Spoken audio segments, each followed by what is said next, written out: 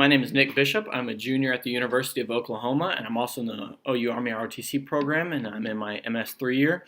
One thing we've been really focusing on is how to have good emotional intelligence and how to apply that to be better leaders in the Army and more develop ourselves as cadets. And one thing we had to do this semester was read Emotional Intelligence 2.0, which is a great book, and it gives a lot of insight on how to have better emotional intelligence and what to do to further your knowledge in it and how to improve yourself. Sorry if you hear your weird noises in the back, it's my dog. But the first thing that I want to talk about from the book is the 4 skills that are mentioned. And the first one is self-awareness. It's knowing how you act in certain environments and understanding your tendencies. It helps quickly make sense of your own emotions. And you really want to focus on your negative feelings here, because your negative feelings are what are going to define you the most and how you can improve those. And it really develops an understanding for what makes you tick. So things that upset you more than other emotions or stuff like that. So being self-aware is being able to understand what makes you tick and how to improve on that. Self-management is the next skill, and it's directly dependent on self-awareness, and it's being able to be flexible and change your emotions to be positive. So you're going to focus on those negative emotions and figure out ways to make them into positive emotions for the next time you find out, so-and-so said this to me and it really upset me, so next time I'm going to try to avoid that and think of ways that it can not upset me as much next time and maybe look at it in a positive light. So self-management is being able to create bad emotions and make them good. The next skill is self-awareness, and it's able to pick up on other emotions around you and key factors in the environment and pretty much just social interaction. And being able to tell what's going on around you. And this is a big one because you got to pick up on others' emotions, and that's kind of hard if you're not too in tune to it. So you got to really focus on what they're feeling and maybe ask them. And the last one is relationship management, and it's being able to apply your emotions with others' emotions and creating an interaction, and it's bond built with others over time. Relationship management is a big thing to leadership and can really make or break you as a leader. If you don't have a good relationship with your subordinates or soldiers, in the case of the Army, then you're not going to have great interaction with them, and they're not going to trust you to do things, and they're not going to perform their duties to a standard. And throughout the book, it mentions 66 strategies to become more emotionally intelligent, and I'm going to do 3 from each, so 12 total. So the first strategy I want to talk about is quit labeling your feelings as good or bad. By labeling your feelings as good or bad, you don't truly understand your emotions behind them. If you just think it's a good feeling, you put it in the good feeling category. If you think it's a bad, you put it in the bad. But you want to know why it makes you feel good or why it makes you feel bad. And being able to do that is being able to understand what causes that emotion in you, and maybe you can change like bad emotions to now become good emotions, or maybe they don't upset you as much, which is overall a goal. The next strategy is leaning into your discomfort. So something like talking out in class or making a video and posting it online. If that's uncomfortable to you, avoiding it is only a short-term fix, because sooner or later you're going to have to do it. Maybe not posting a video, but talking out in front of people. And you got to move towards it and attack it so you can now not have such a discomfort with it. That way it might not be one of your strengths, but you're at least comfortable with getting up and talking in front of people. So you can start small with a group of 10 people and work your way up to 100 or however you want to do it. But you got to really attack your discomfort. The next strategy is keep a journal, and it's keep track of what makes you tick and all your emotions throughout the day so you can try to improve on them and remember how certain interactions make you feel. Because if you've just had a really bad day, you might forget the person that walked by you and complimented your shirt for the day and it made you feel good.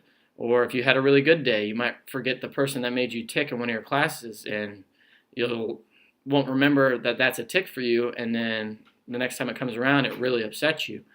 Whereas if you have this journal, you can now keep track of your emotions throughout the day and reflect on it and really look at why it made you feel that way and how to improve on it. The next strategy is make your goals public. Others can keep you in line for your own goals, so maybe they're a subject matter expert in their area, in the area that your goal is, and they can help you stay on track and push you towards succeeding in that goal.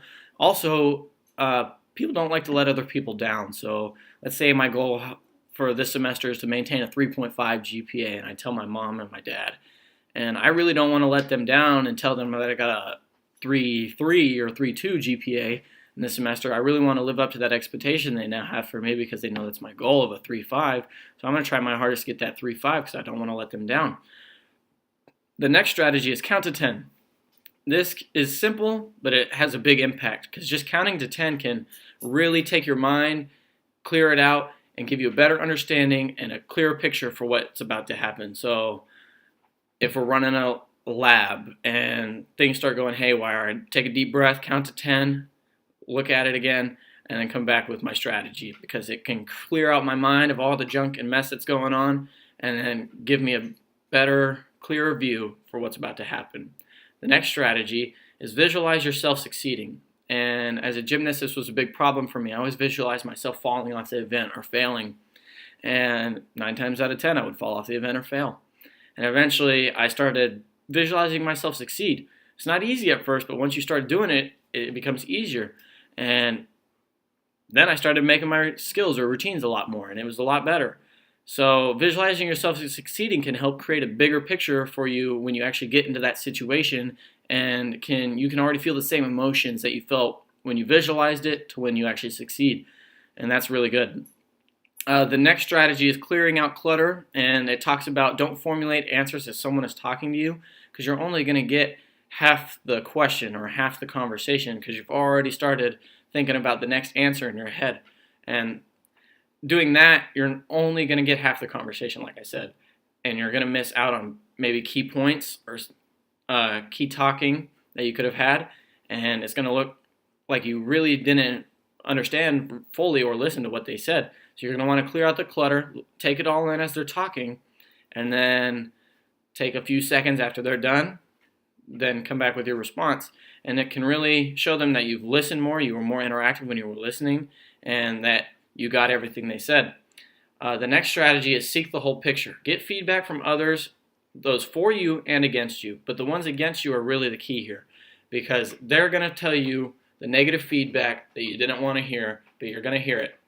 And by doing that, you can attack it, like lean into your discomfort, so you can attack the problem that you had.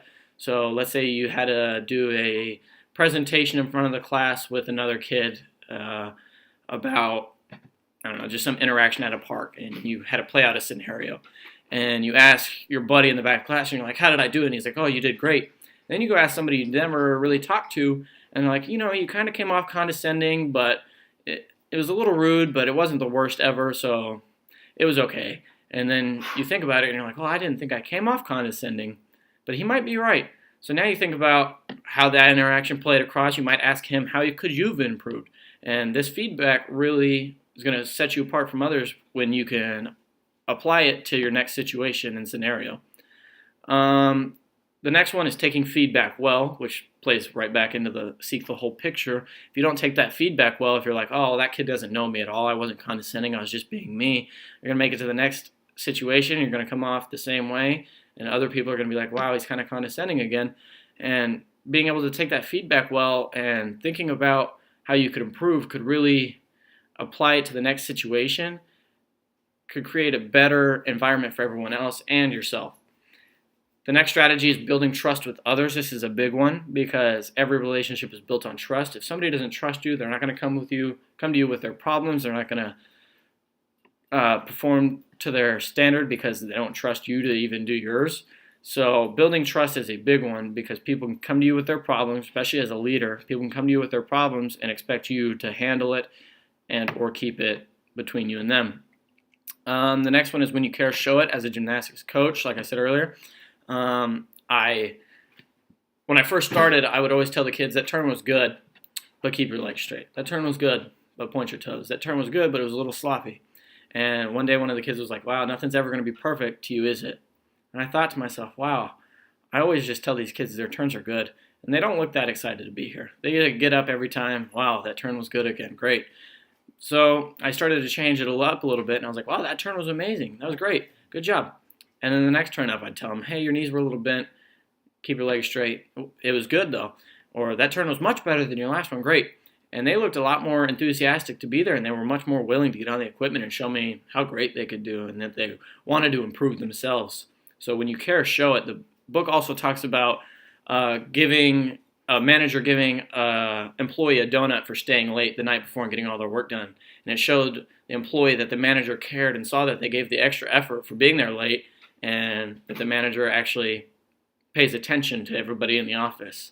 And so it can just make other people feel really good. Whether it's a big action or a small one, it can help improve relationships with others. And through the book, or after I read the book, I took a test. Here's my printout of my results. And it really showed me how I could improve in certain areas. So, for example, my lowest score was social awareness. Something I thought I was really big on was being able to tell how other people were feeling or what they were doing. It turns out it's one of my lower scores. So I went through the book and I read the strategies for social awareness, and I found out, wow, I can take feedback well from others, or seek the whole picture and figure out why others are feeling that way around me. And really, it just comes down to paying more attention to other people for me, I guess. And that can be important to me going on as a future leader and right now as a cadet, because if I'm not picking up on the clues that people are giving out, then I'm not really going to motivate them to do better and or help them. And then my other lower score was self-management, which I know has been a big problem in my life, which was really being able to manage how I feel and everything like that. I always just kind of brush it off and go along, but now I'm trying to focus on why do I feel that way, and try to help manage my own lifestyle to become a better leader and more developed in emotional intelligence. Overall, it's a great book. I highly recommend it for anyone trying to further themselves in knowledge of emotional intelligence, social interaction, or even just becoming a better leader. It's helpful for me as a gymnastics coach or going into the Army. So it's not just a leadership book. It also helps you become a better person. So emotional intelligence is something everybody could use, and it's a great way to figure out more about yourself and others and how to improve it.